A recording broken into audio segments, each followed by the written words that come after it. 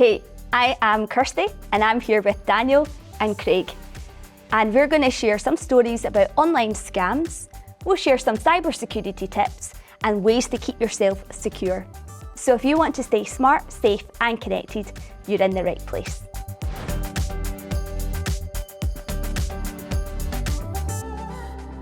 So we're going to start with some stories, and Daniel, you're going to share and kick us off. Yeah, so I get a lot of emails, and that means I also get a lot of spam. And I got one recently that I thought was really quite impressive, and I thought it was worth showing you it because I was quite impressed by it. Oh, well, if you've been impressed, Daniel, it must be a good one. So the email I'm going to show you is a scam. It's a fraud. It's not from the company. Okay. But you probably wouldn't realize that immediately. So it was my birthday. I woke up and I checked my phone, and at 8:30, I got an email from what looked like Rituals, so the soap company. Yeah. Mm-hmm. Yeah. And every year they give you a birthday gift. And I got this email. For your birthday bath, Daniel. Yeah. It said oh, happy birthday, Daniel. And it looked just like the real thing. Mm-hmm. So this is the website that it took me to. And you'll notice that it says my name at the top. Yeah. And happy birthday. So they've customized this page for me.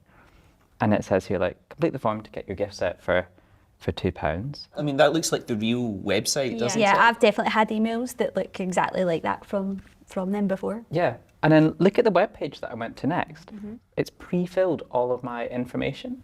Right. So that's your phone number and your postcode? Yeah. And that was already on the form. Mm-hmm. So really all I had to do was just put in card details. And £2 isn't really that much if you're thinking of the stuff that you might be getting in return for that from Rituals. It's going to be a good deal.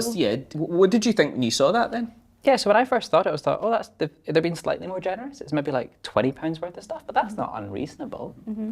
But then I got onto the payment page, and that's when it was okay, this isn't their website.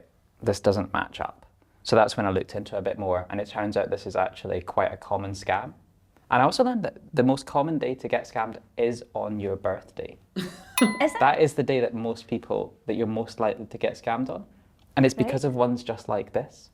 Because on your birthday, people can reference it's your birthday. You are expecting gifts. You're expecting things to be nice to you. Yeah. And you're much more likely to be amenable to fraud on your birthday, which is sad, but it's also quite an interesting thing to know. And it's something that I think is worth people bearing in mind. To be extra sceptical on your birthday. Daniel, we're always talking about authority, urgency and emotion. So what did you notice in that one then, in terms of authority, urgency and emotion? So the authority being the company that would normally send you a birthday gift, Rituals. Yeah. I was expecting to get that email. The urgency, well, it's only valid for a limited time, it says in the message. And also, you know that if it's a birthday gift, you're probably going to want to do it quickly anyway. You want to get it because it's an interesting thing. And the emotion is you're like, oh, that's nice. I'm going to save a bit of money. I wouldn't normally get that. It's a gift. It's a gift. It's a treat. You were looking forward to that foamy shower, Daniel. Yeah. What about the company as well? I think I've had some emails from them before to sort of warn customers about this sort of scam. Yeah, so I made sure that Rituals knew about this scam, and they do. And in fact, I had an email that I hadn't opened a few months earlier saying, watch out for this birthday scam. So if you get an email like that, what do you do? Yeah, so the best thing to do is to report it. Mm-hmm. So you can mark it as junk in your email, and then that'll then help other people that are going to get similar emails to this one. And it's also worth checking that the company knows that they are being impersonated, because again, if they don't know about it, it's more difficult for them to stop it and to warn other people. So Daniel, probably a lot of people, when they get to that last step, it's only £2. So you probably think, well, I'm going to get all that for £2, or even if it is a scam, I've only lost £2. Is that all it does? So it's just £1.98? Yeah. So the way that works is quite sneaky. So they will only take £1.94 out of your bank account, but actually they have sneakily signed you up to a subscription where every 2 weeks they will then take a bigger amount of money, but not something ridiculous. They'll take £40 every 2 weeks. And I think what they're hoping is you won't notice that, or you won't query it, or you won't know how to cancel it because you don't know what it is. So a good tip then is to monitor your accounts as well for any... Check your statements. Check your statements regularly. Yeah, I'm going to be extra careful on my birthday now, looking out for any cons or scams. I'll be watching your messages that you send me. Make sure you're not trying to scam me. We made this video in partnership with Cyber Scotland. For trusted advice and more information, check out their website, cyberscotland.com.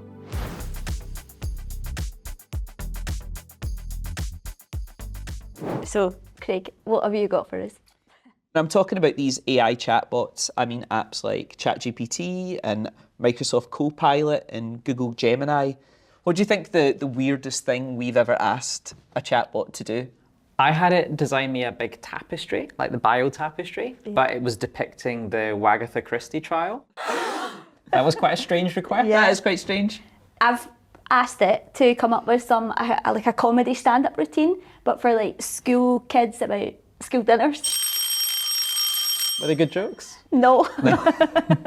Well, I asked it to write a health and safety policy, but in the style of a rap. Good use of technology. Thank you. Are you going to do it for us now, or? Maybe not just now. So, a group of computing science research did something pretty interesting. So they asked a group of people to share the chat logs of the conversations that they were having with ChatGPT. And they ended up with a collection of over 1 million conversations. So they did their best to make sure that that data was anonymised, but it has been published, so you can see the 1 million conversations that they've been having. Mm-hmm. And someone also made a tool that you could use to go through these conversations. So I started snooping around. You know, I could see things where people were getting help with their homework, so they were asking it those sort of questions, or getting it to draft an email for them as well. But sometimes it was much juicier. You can imagine the types of things that would be in some of these conversations. People were sharing quite a lot of personal information. So what were these researchers looking to try and find out with this history, with all these conversations? What was the question that they were trying to answer? Well, they're trying to work out what is it that people are using these chatbots for, because at the moment they're still quite new, and we can take a guess how people might use them, but they wanted to see what actual users were searching for. They're not just doing this to sort of pry into people's information. They were just trying to work out, well, what are people genuinely using it for? Some of the conversations really stood out. So there was this one person who was asking for help writing a report about a new car model. So they must have been using it for their work. But I could see throughout that conversation, they were talking about like the latest features of this car model. You know, stuff that is probably meant to be A secret. secret, company confidential information. So it's made me think, how can we keep our personal details safe when we're using these chatbots? So rule number 1 is don't type in sensitive information. So think of it this way, if you wouldn't want someone else being able to read that conversation, then you shouldn't be typing it into a chatbot. And definitely be careful before you upload any documents that might contain sensitive stuff. So take writing a CV for a job, for example. Like that's something that a lot of people might find a chatbot really useful for, because they're really handy at that type of thing. But like, what's the types of things that you would have in your CV?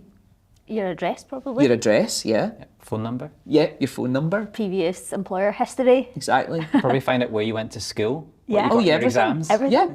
So Quite a like lot. you're adding that into the chatbot, thinking, oh, this is going to be really useful, this is going to help me, and it does work. But then that's a lot of personal information that you might not want someone else getting a hold of. Besides just storing our chat history, some of the AI bots actually use our conversations to help train themselves and improve over time. But if you're not comfortable with that, there are other options. So, for example, for ChatGPT, you can head over to the ChatGPT privacy portal, and they've got a feature that you can switch off. And if you switch off that feature, they say that they won't use your chats to train their model. It is set to on by default, so it is worth checking that out. Google Gemini also has a similar option that you can turn off. I'll put the links to how to turn those things off in the description for this video. So Craig, I can imagine that this is something that could cause issues down the line. Is this something that is a problem right now that we need to be worried about? It's definitely worth thinking about, because last summer there was a bug in ChatGPT's Mac app, and what it did was it didn't encrypt the user conversations if you were using it on your Mac. So that meant all the chats that you had could be read by anyone else who had access to that computer. Also recently, there was a security researcher that found a vulnerability that could let cyber criminals steal the conversations because it would automatically send your conversations to the cyber criminals as well. Now, thankfully, OpenAI have fixed both of those issues. But I think as more people use these AI chatbots, they're going to become bigger targets for cyber criminals. So I think we should be keeping an eye on for things we can do to keep using them because they're really helpful, but in a safe way. You can learn about cybersecurity, working with data and artificial intelligence on cyberskillslive.com.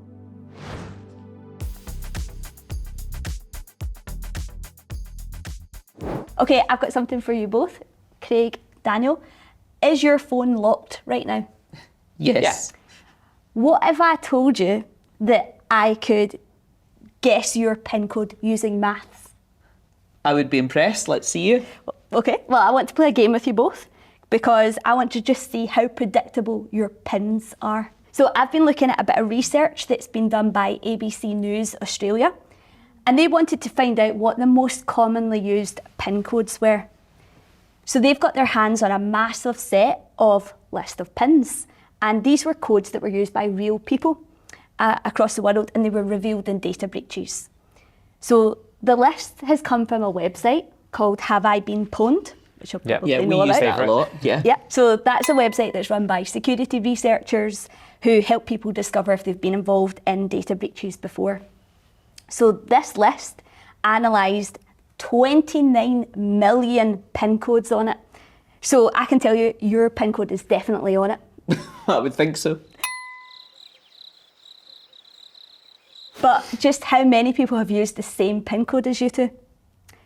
Well, it turns out probably quite a lot of people. It turns out people are not just choosing a random number. You know, looking at the list, we see the same number coming up again and again. So, Craig, Daniel, have a guess. What do you think is the most common PIN code? I think the most common PIN code is probably 1234 would be my guess. I'm going to guess 0000. That's another good one. Well, these are both excellent because, Craig, 1234 is the most common PIN code. Yes. Well done.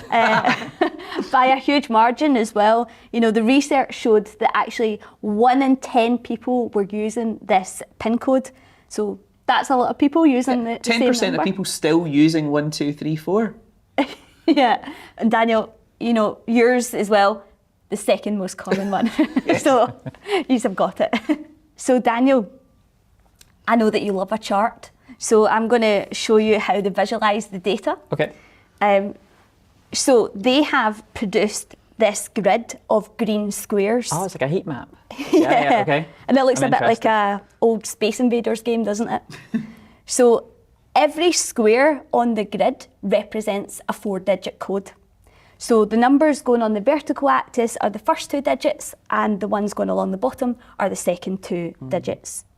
Now, the brighter the square, the more popular the PIN code. Yeah. Now, you'll see that there is a bright diagonal line that runs from the bottom left right to the top right-hand corner. So if there's a diagonal line like that, what does that tell us? That there's repeating numbers. yeah, I there's a guess. pattern Yeah. there, repeating numbers. So you'll know what the bottom left one is if it starts at the very bottom. Yep, What and I is can see that's quite bright. I guess that's 0000. zero, exactly. So So diagonal would be 1111 2222 333. Got it. 4444, exactly. So you can see that people are choosing this because it's easy to type in, and it's easy to remember these sort of codes as well because we're lazy like that. Now here's another code for you. See if you can guess about this one. This is a popular one. 2580. Why do you think that one's used a lot? Kirstie, I got told this PIN code for an office the other day I was in. Did you? Genuinely, a couple of days ago. Yeah. It was the middle row of the keypad. That's right. You swipe your finger right down. It's just a line directly down the PIN code 2580. Okay, so that's a good way that people do it just because it's easy to sort of type in, swipe. So how can we make our PIN codes more secure? Well, actually, we don't really want to rely on a PIN code at all. I think that is a good option. So there's things that you can change in your settings that can make your phone, rather than a PIN code, you could actually use it to type in a password instead. Then that's going to make it much harder to guess because it's longer. But even better, you can use your face as your PIN code or your fingerprint or something like that to unlock your devices, your biometrics. And that's much harder to guess than a PIN code because people can't just guess your face. They've got to be there. So I think what we've learned is that, if I steal a phone, I'm going to be trying 1, 2, 3, 4. I'm joking. I'm not going to do that. Of course, it's to set up a longer password on your phone and to use fingerprint or face recognition to help secure your phone. We run courses and workshops on all things digital. To find out about upcoming events and join our newsletter, check out our website, digitalskillseducation.com.